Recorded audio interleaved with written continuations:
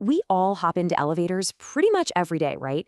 And we trust this whole complex system of engineering we can't even see to keep us safe.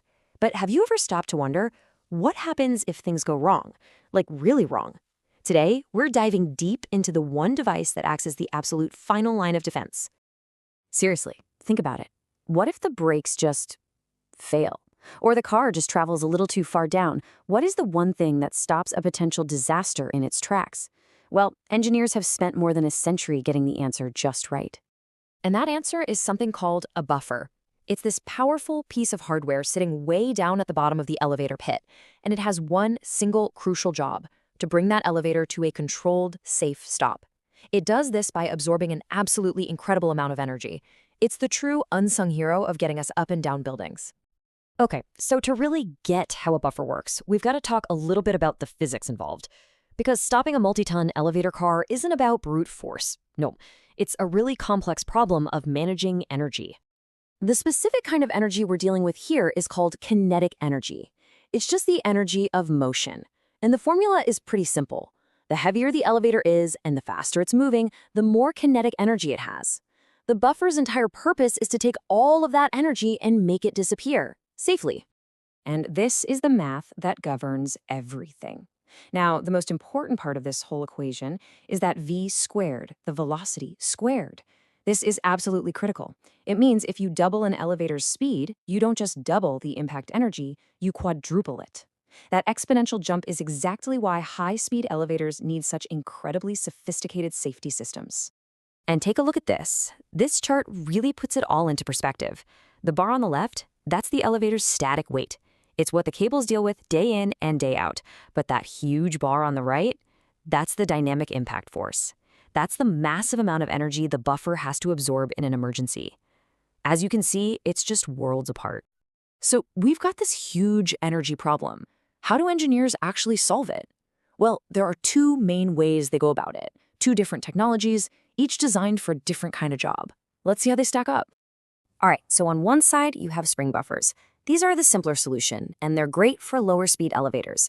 They basically work by catching all that kinetic energy and storing it in a giant heavy-duty spring. Then, on the other side, you have the heavy hitters, hydraulic buffers. These are for the fast elevators. Instead of storing the energy, they dissipate it. They turn all that dangerous forward motion into harmless heat by pushing oil through tiny little holes, and that gives you a much smoother and more controlled stop. Let's look a little closer at the spring buffer. The process is pretty straightforward, really. The car hits it, the spring starts to compress, and all that kinetic energy gets turned into potential energy that's stored inside the coiled spring. The only catch, the more that spring squishes down, the harder it pushes back, which can make for a bit of a jolt. Now, the hydraulic buffer, this is where things get really elegant.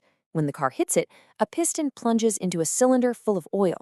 This forces the oil through these perfectly engineered little openings, creating this incredibly powerful and, most importantly, constant resistance.